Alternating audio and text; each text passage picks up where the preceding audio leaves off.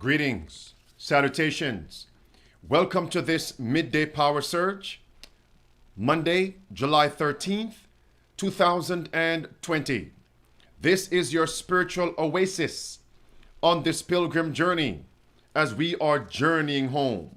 Welcome one, welcome all to this midday power surge. Safe to Serve International and first-time viewers. My friends, we are living in a crisis. The Bible tells us in the book of Genesis chapter 47 that money failed. The things that have been, those things shall be.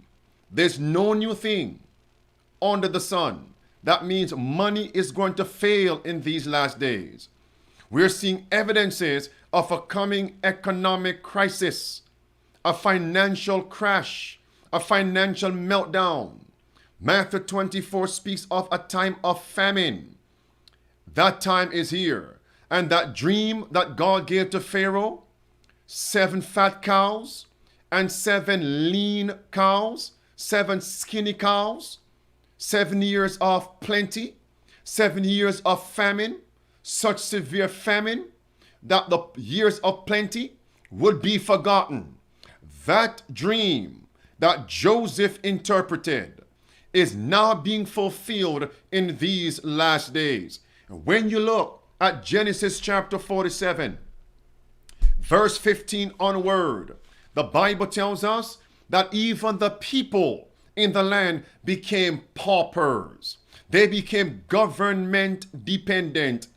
They also, the Bible tells us, that they sold their land, sold their property. In other words, they did not have a roof over their heads that they actually owned. That's verse 15 through verse number 19. And then they sold their bodies by us in order to be able to survive, to eat. Friends, we are here. We are here. And throughout this midday power surge, I want us to take mental note. How can we get prepared? How can we prepare others? All right, friends, fulfilling Isaiah chapter 58. But before I get into that, take a look at this.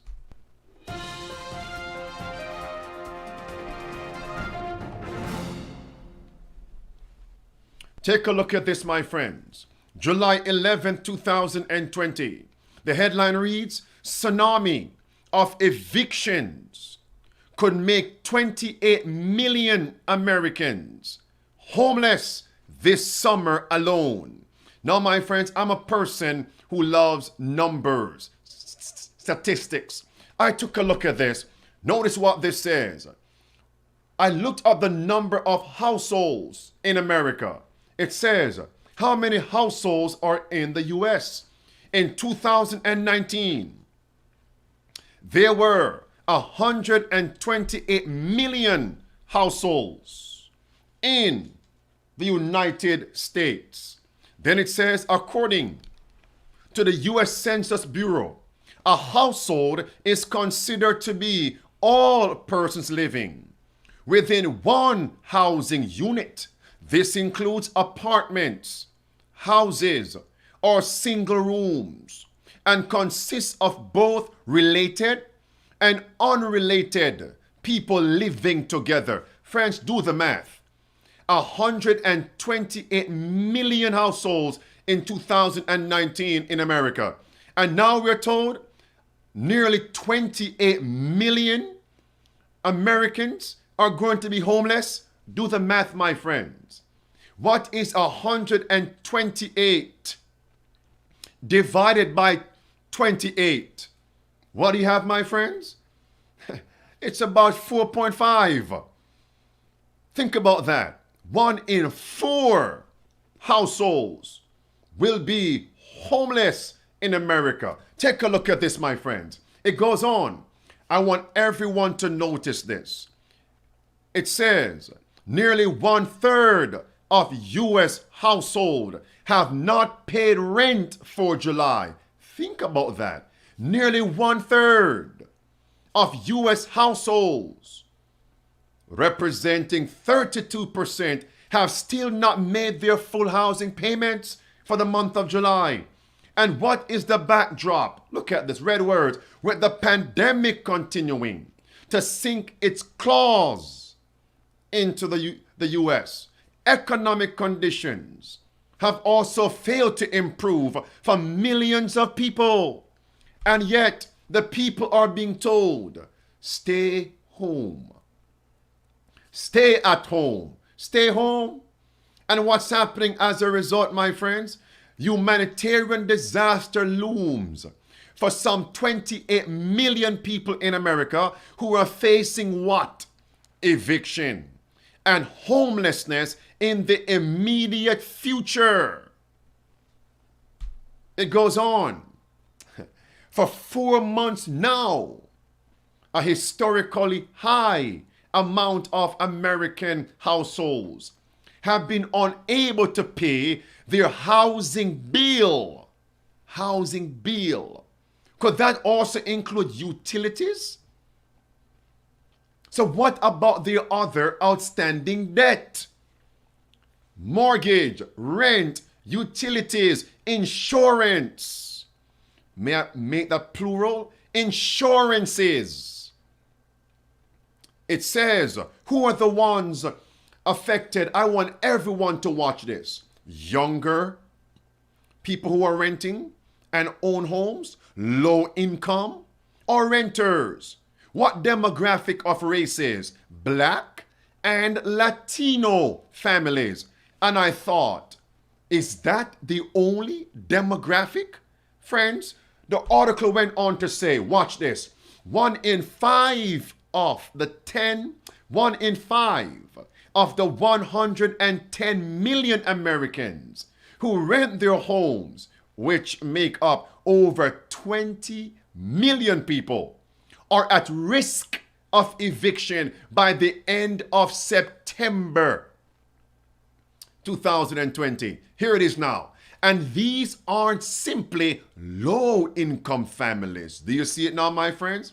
Not only low-income families. Who else are being affected?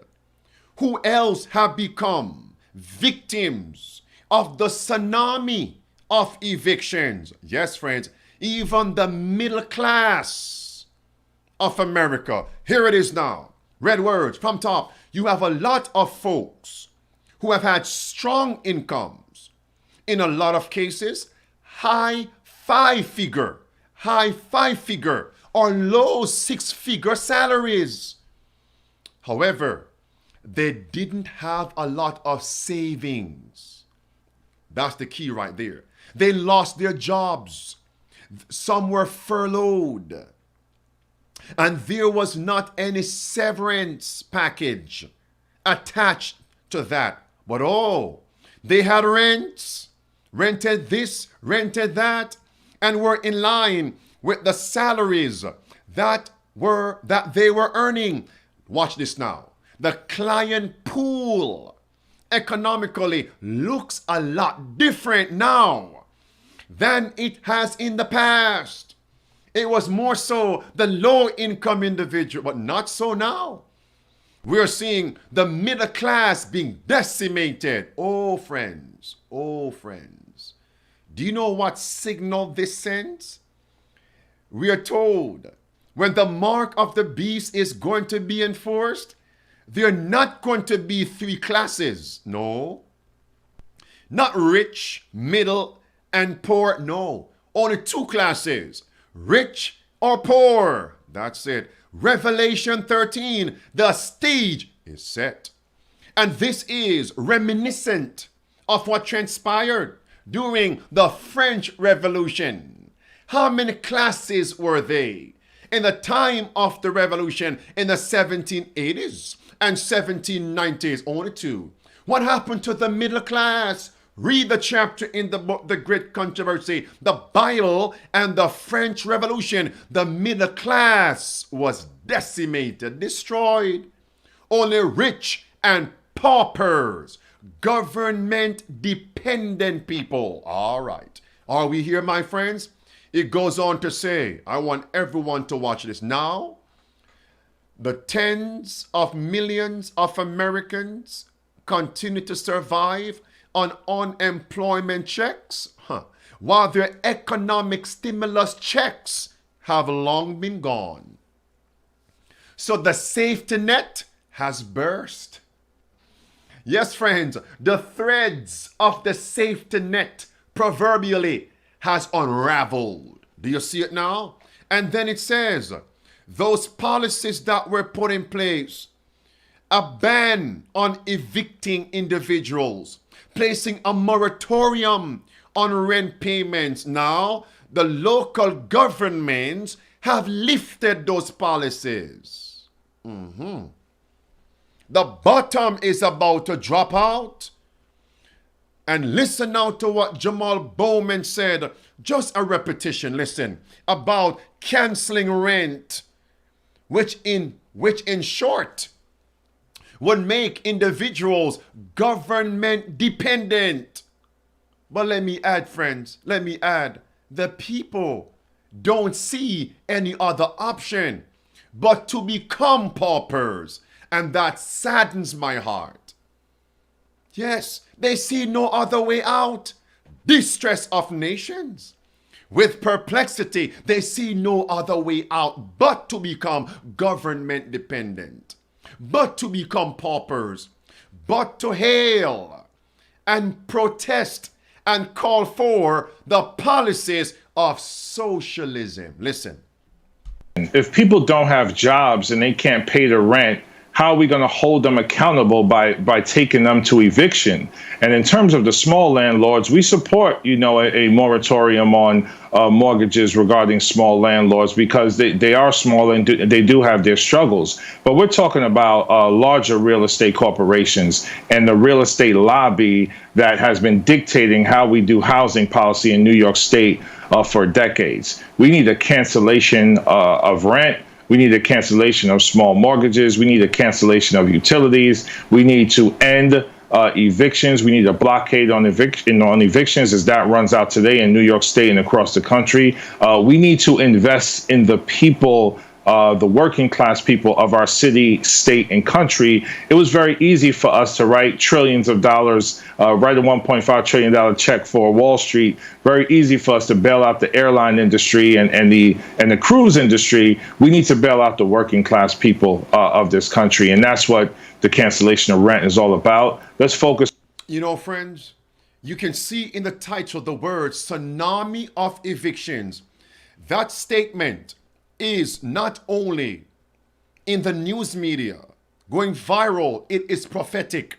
Tsunami are turbulent waves that overflow, inundate structures and people. Is that not fulfilling Luke 21?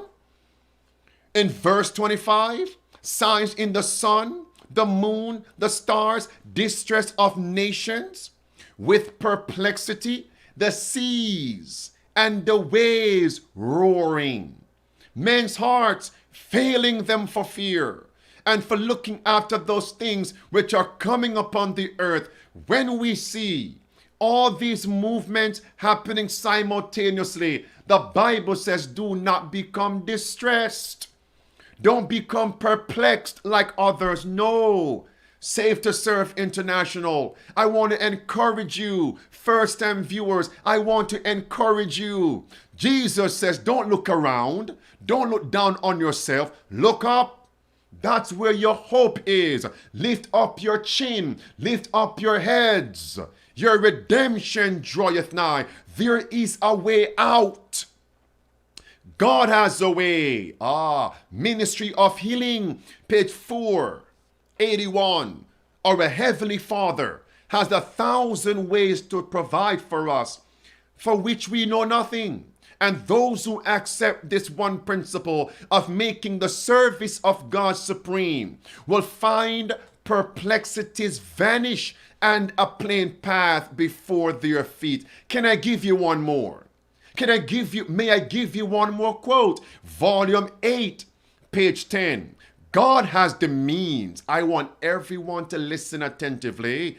God has the means for the removal of every difficulty, and that those who accept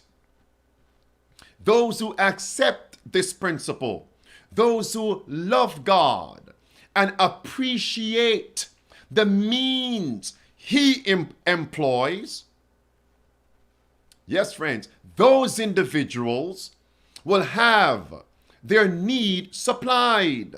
Book it, volume 8 and page 10. That's it. Do you respect that means that he employs? Yes, friends. You'll have your need supplied.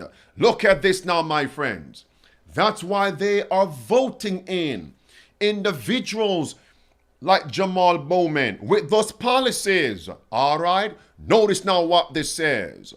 Headline, July 9th, 2020. The wave, there it is, friends, the tsunami. The wave has already begun. Luke 21, 25 through 28. Eviction surge as cities suspend moratoriums. In many ways, the wave has already begun. We need to work to stop it from becoming a tsunami. And we are running out of time. Out of time. And now they are comparing the homelessness that occurred in 2008 with the homelessness going on now in 2020. Are you ready for the result from the comparison? Look at this. About 10 million, that's 10 million, 10. About 10 million people over a period of years now, were displaced from their homes following the foreclosure crisis in 2008. But now watch this. We are now looking at 20 million. That's 20. That's double. 28 million. That's almost triple. Think about that, friends. 28 million people in this moment of 4 months between now and September facing eviction. Now, I wondered, what are they going to look to as their solution? Socialism? Government dependence? That's all they see. So in some sense, we can't fault them. Where's the mercy in our hearts for these people? And do you know many of us are in the same predicament? Yes. Facing homelessness? Yes. Stressed, depressed, perplexed, suicidal? Yes. Friends, do not fear what they fear. You know, when some people are downtrodden, they're at a loss, we will use the proverbial statement, lift up your heads. Keep your chin up. Lift your chin up. Yes, lift up your heads. Luke 21. Your redemption, deliverance draweth nigh. Friends, they are now turning to unions. Unions? Huh. Look at this. Renters across the country are also forming tenants, unions, and demanding that rent be deferred. How long? Indefinitely. Oh, friends. Oh, friends. What are we told about the unions of the last days? Will they not be a part of the grand diabolical satanic movement to bring a time of trouble such as never was upon this earth? Oh, yes. Oh, yes. We are here. Hillary, are you seeing this? Christian? We are here. Faith, are you seeing this? Oh, yes. And friends, notice now.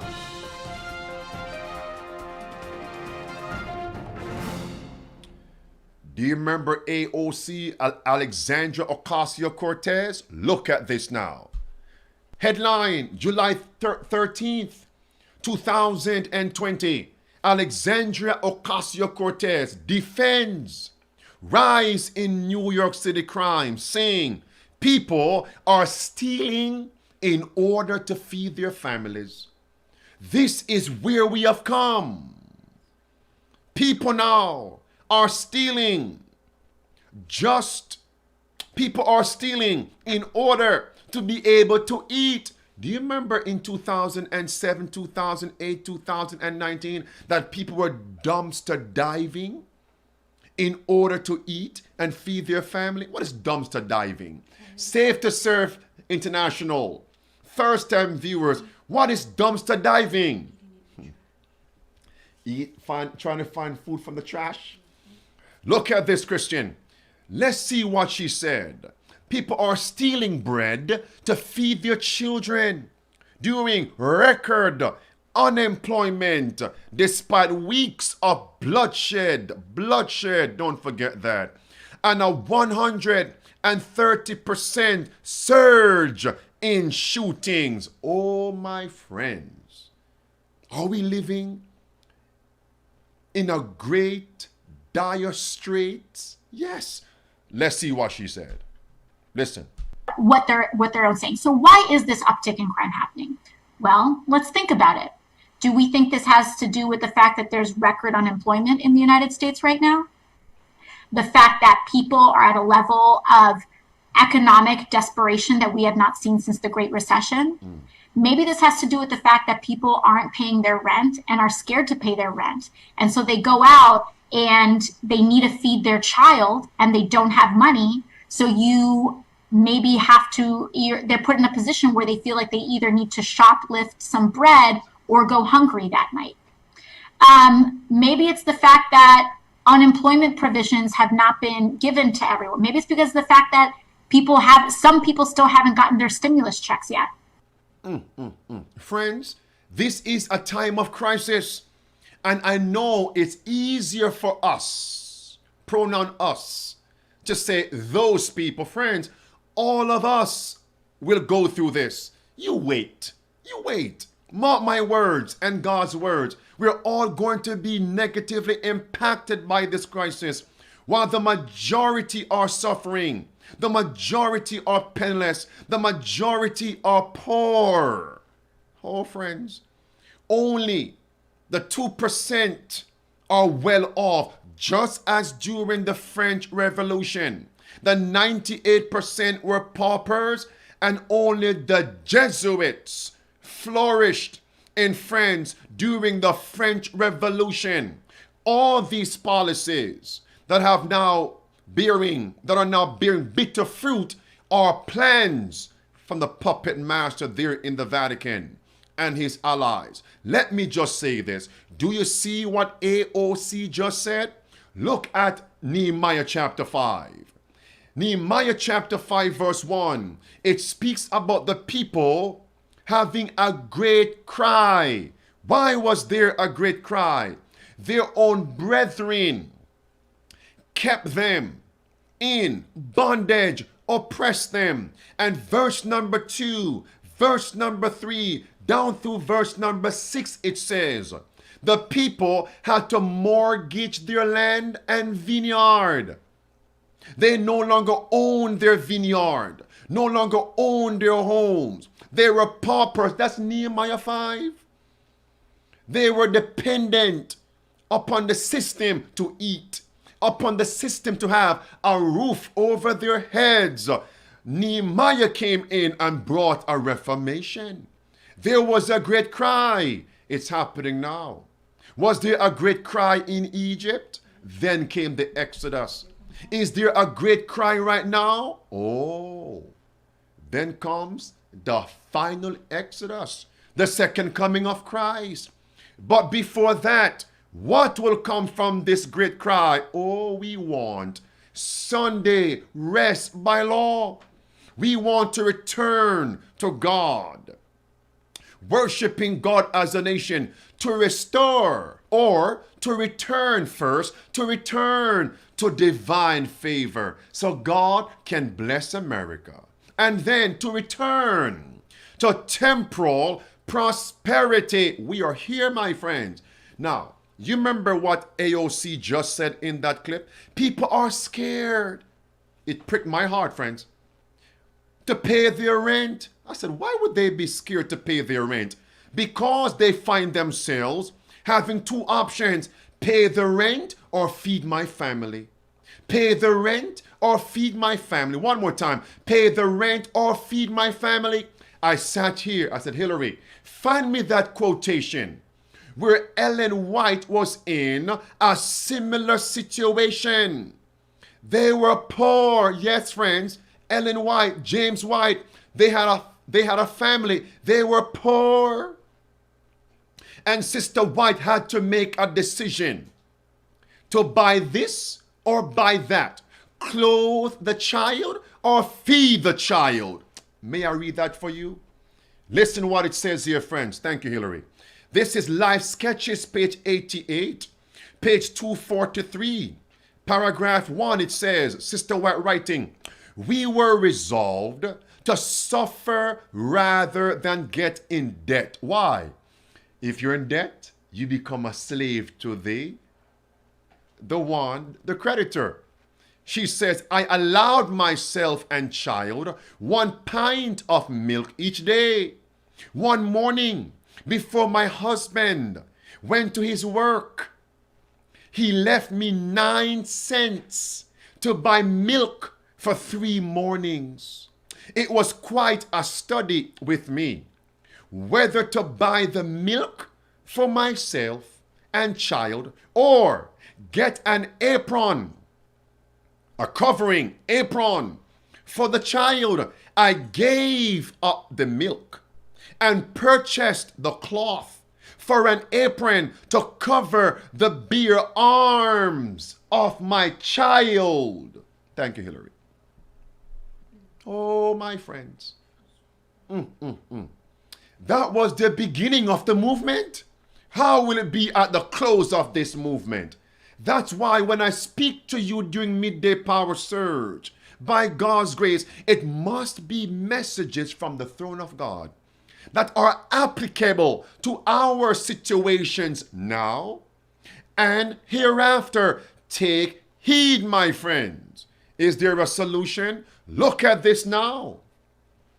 Ministry of Healing, page 183 says, watch, friends, understand this quote based on what we just read from AOC. Because, friends, the solution is in this book, Ministry of Healing. There is a chapter called Help for the Unemployed. Help for the homeless. The homeless. Look at this. Page 183 says, how can we help the unemployed and the homeless? Red words. But there are not many, even among educators and statesmen, who comprehend the causes that underlie the present state of society. Those who hold the reins of government are unable to solve, watch this, the problem of poverty, pauperism, and what, friends? Increasing crime. They are struggling in vain to place business operations on a more secure basis. What were those words?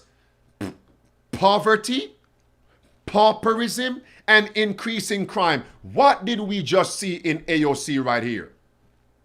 Increasing crime, 130%. People stealing to be able to feed their children. Let me tell you something. If there's anyone among Safe to Serve International, if you find yourself cannot find food to feed your family, please reach out to me. Reach out to us, Safe to Serve Prophesy Again. You know our email address, admin@savetoserveministry.org, .com. Reach out to us. I have nothing. I'm trying to make ends meet for my own family and ministry, messengers, school, teachers, and so on. I have a little loaf of bread. But friends, I will pray and ask God to do what he did for Christ in John chapter 6 in feeding the 5,000. If it's even a piece of bread, I will share it. Don't have much. It may not be all that you need, but it's something. God's people, we have to help each other. We can't look to the government. No. We have to help each other. Listen, friends, this is the solution. All right? And that's why we're told it's time for country living. Where is the solution to solve the problems that perplex them? Blue words, God's plan says his people must have a home on the land in the country. Then they can have a self-supporting life.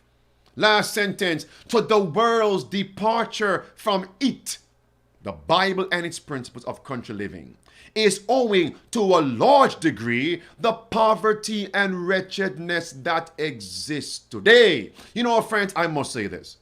Please don't take this the wrong way. Our church leaders, not all, the majority, have also departed from the principles of country living. They are afraid to preach country living. They don't want the congregation, the congregants to move out. So now their membership dwindles. The number decreases. The money decreases. So what do? They stay there and preach a peace and safety message. On the other hand, other preachers, they are making the preparation. They are moving into the country. But they don't emphasize this to their membership. That is hypocrisy. That is deception. Congregants, wake up. All right. Notice here, friends, there it is. If you have a small piece of land in the country and have a little food, you can live comfortably as kings and queens until Christ comes. How can this be done? How? For the homeless, the hungry, how can this be done? Blue words. It is God's purpose that the rich and the poor shall be closely bound together by the ties of sympathy and helpfulness. Oh, yes, friends. And that's why, by God's grace, again, we launch Save to Serve Connect. The info is right there. It's right there on our website, prophesyagain.org. It's time. Please, friends, do not become discouraged. Look at this statement here. This is volume 2, page 27. It says, blue words on top, Adventist Home, page 168. The work of saving the homeless and the fatherless is everyone's business. It's what, friends? Everyone's business. Listen to this now. Years ago, second quote, years ago, red word, I was shown that God's people would be tested upon this point of making homes for the homeless. It's a test that there would be many, what's that word? Many without homes in consequence of their believing the truth. Come back here. Oh, I thought we were only talking about those in the world who are homeless, 28 million. No, not only those people. Volume 2, page 27 says, it says, red words, there would be many without homes in consequence of their believing the truth. Opposition and persecution would deprive believers of their homes. And it was the duty of those who had homes to open a wide door to those who had not. I have been shown more recently that God would specially test his professed people in reference to this matter. Christ for our sakes became poor, that we through his poverty might be made rich. He went to secure a home for us. Should we not try to do the same for others? Especially for those of the household of faith. Friends, is this midday power surge applicable to us? I don't know about you, but this speaks volumes to me. Yes. And that's why Isaiah chapter 58 shows us what the true fast is. That's your homework. Read verse 7 of Isaiah 58 down through verse number 13 and 14. That is the true fast. Read James chapter 1 and verse 27. What is true religion? Oh, friends, just as the Sabbath will be a test. Isaiah 58:13. How we deal with the homeless in our borders is also a test. Isaiah 58, verse 7 and verse 8. My friends, God will take care of us. Will He? Do not become discouraged. God will take care of us. Fountain View Academy.